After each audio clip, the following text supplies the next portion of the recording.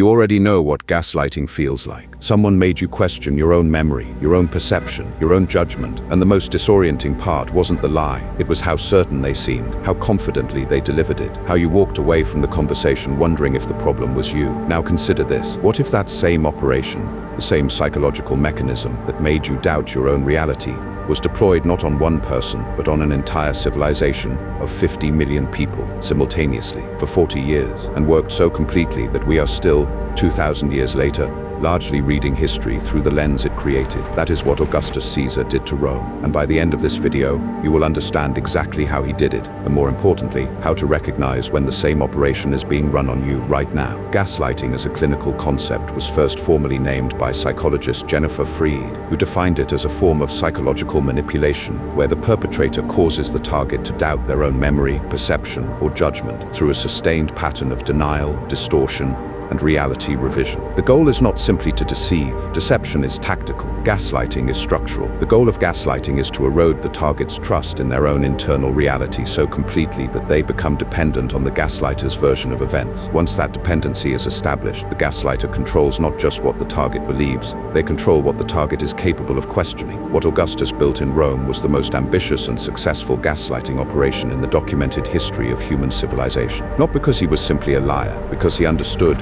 with extraordinary precision that controlling how people feel about their own history is more powerful than controlling their bodies. Armies can be defeated. A population that no longer trusts its own memory cannot. But to understand what Augustus built, you first have to understand what he destroyed and how he made Rome thank him for it. Operation 1, destroying the Republic while claiming to restore it. Julius Caesar was assassinated in 44 BCE for doing openly what Augustus would spend the next 4 decades doing in secret. Caesar wanted to be king. He said so through his actions, through his accumulation of titles, through the crown that was publicly offered to him and that he refused, but not convincingly enough to satisfy a Senate that had spent centuries defining Roman identity through the rejection of monarchy. They killed him for it. Augustus, then known as Octavian, watched this happen at 19 years old and absorbed the most important political lesson of the ancient world. In Rome, power was not the problem. Visibility was the problem. Honesty was the problem. Caesar failed not because he seized power, but because he admitted to seizing it. Augustus spent the following decades dismantling the Roman Republic piece by piece and simultaneously constructing the most elaborate public performance of republican restoration in history. He refused the title of king. He refused the title of dictator. He called himself princeps, first citizen, servant of the Senate. He returned symbolic powers to the Senate with elaborate ceremony while quietly retaining control of the military, the treasury, and every province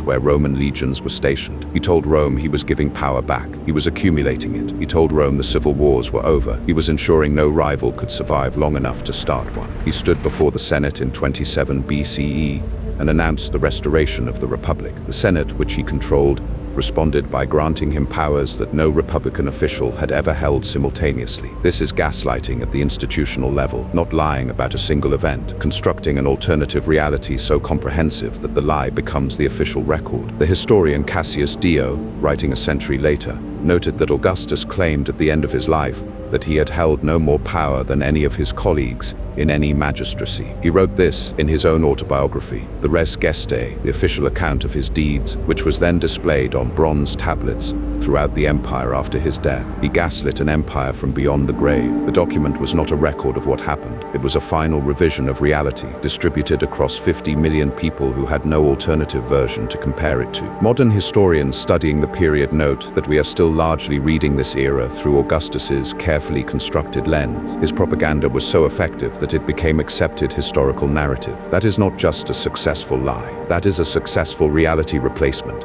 Operation 2, the Antony Campaign, character assassination as gaslighting. Before Augustus could consolidate power, he had one remaining obstacle: Mark Antony, Caesar's former general, Rome's most celebrated military commander, and the man with the strongest competing claim to Caesar's legacy. Antony was not a weak opponent. He was experienced, politically connected, and had the genuine loyalty of substantial military forces. A direct conflict on equal terms was not guaranteed to go Augustus's way, so Augustus did not fight Antony on equal terms. He fought him on a psychological psychological battlefield that Antony never fully recognized he was standing on until it was too late. The operation began with Antony's relationship with Cleopatra. Antony had allied himself romantically and politically with the Egyptian queen, which gave Augustus the raw material he needed. He began systematically reframing this alliance not as a political partnership between two powerful figures, but as evidence of Antony's corruption by Eastern decadence. The message distributed through Rome was specific and repeated. Antony had been seduced away from Roman values. He had abandoned his Roman wife, Octavia, who happened to be Augustus's sister, for a foreign queen. He was no longer Roman in his loyalties. He was no longer Roman in his character. He had,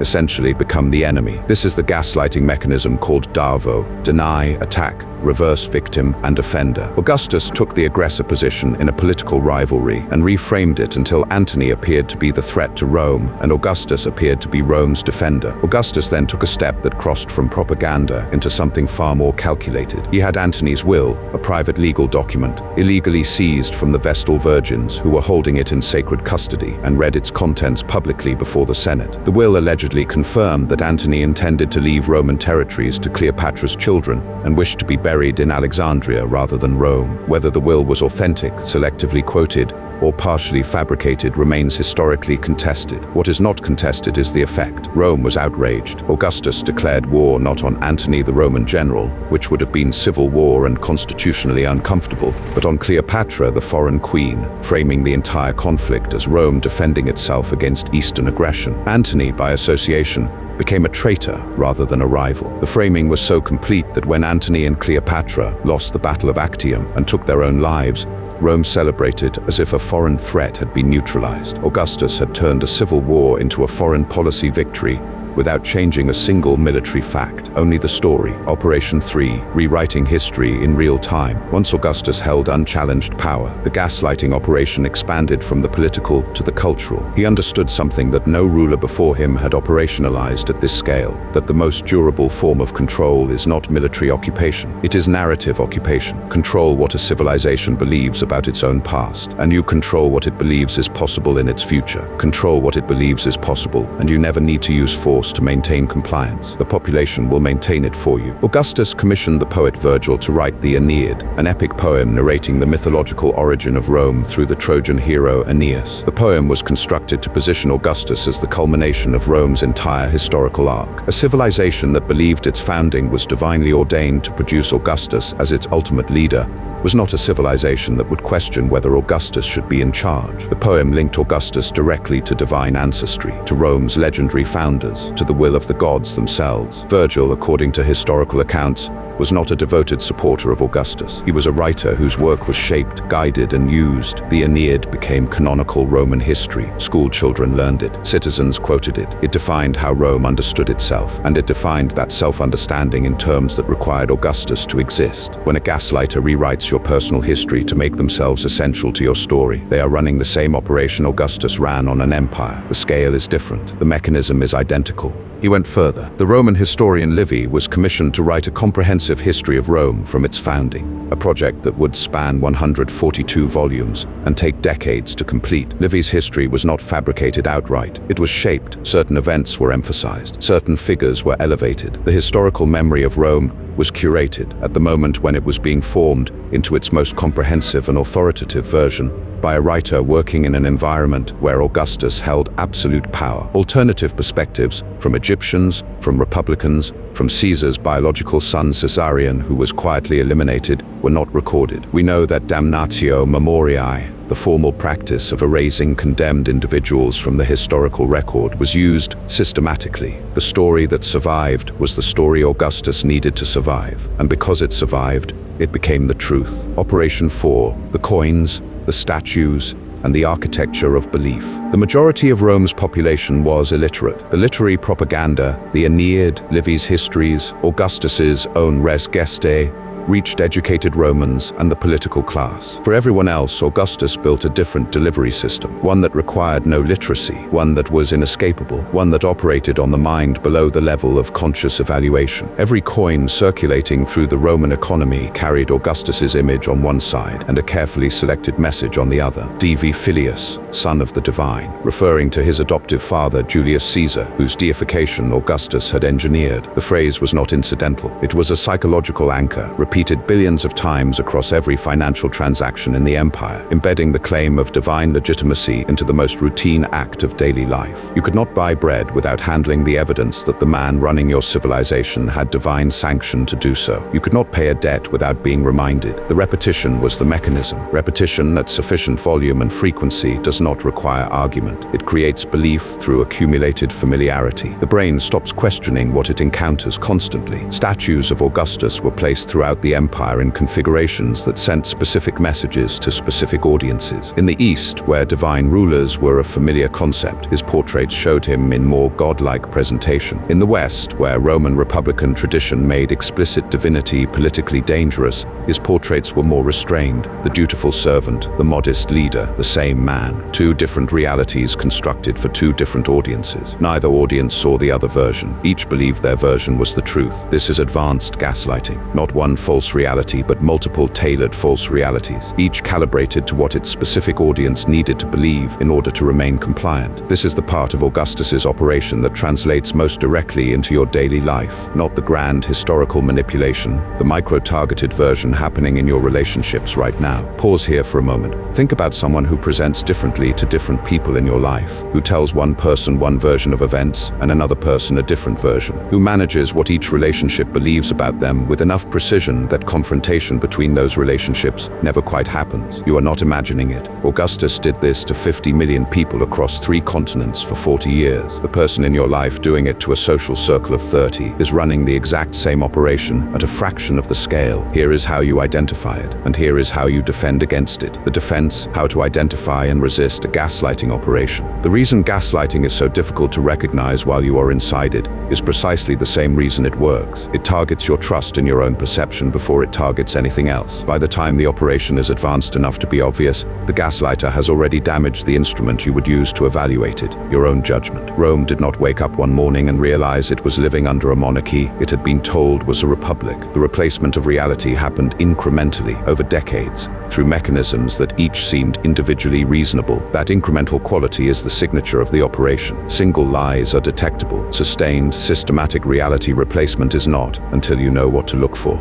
The first signal is the gap between what you are told and what you observe. Augustus told Rome he was restoring the Republic. What Rome observed, if it looked carefully, was the gradual disappearance of every institutional check that a republic requires. The Senate remained, but its independence was theater. Elections continued, but their outcomes were managed. If you find yourself in a relationship, personal or professional, where the stated version of events and the observable pattern of events consistently diverge, you are looking at the first layer of a gaslighting operation. Trust the pattern, not the explanation of the pattern. The second signal is the Darvo mechanism: deny, attack, reverse victim, and offender. Research by psychologist Jennifer Fried found that this pattern appears in 72% of confrontations where a perpetrator is held accountable for harmful behavior. The sequence is consistent. When you raise a concern, the concern is denied. When you persist, you are attacked. Your credibility, your memory, your emotional stability. When you defend yourself, the narrative reverses, and the person you confronted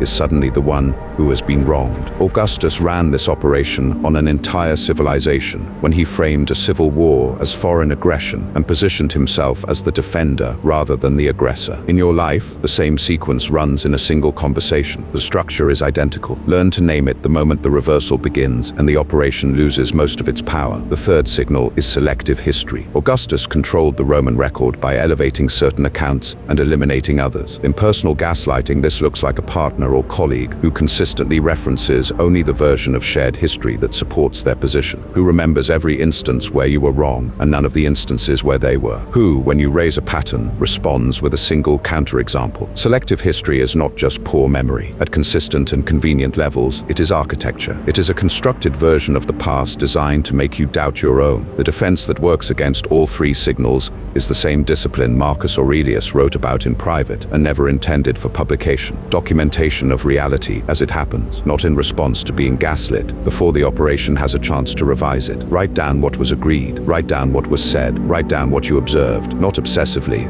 strategically. A gaslighting operation requires your memory to be the only record. The moment an external record exists, the operation becomes significantly harder to maintain. Augustus controlled the Roman record because there was no competing record with equal authority. You have the ability to maintain one. Use it. Rome fell not because of the armies at its borders. It fell because the internal reality of what Rome actually was had been so thoroughly replaced by the constructed reality of what Augustus needed it to believe it was, that the civilization lost the capacity to accurately assess its own condition. The diagnosis requires honest perception. The gaslighting operation had made honest perception politically dangerous and then psychologically unavailable. By the time the empire needed to see itself clearly, it had been trained for generations not to. That training was the most powerful weapon Augustus ever deployed, more powerful than any legion, more durable than any wall, and entirely invisible to the people it was used against. You now have what they didn't. You have the name for the operation. You have the mechanism. You have the signals. You have the defense. The most dangerous thing a gaslighter can encounter is a person who trusts their own perception more than they trust the gaslighter's version of it. Augustus spent 40 years ensuring Rome never produced enough of those people to matter. Now you know why. Subscribe to Mentis Arcana. The doctrine continues.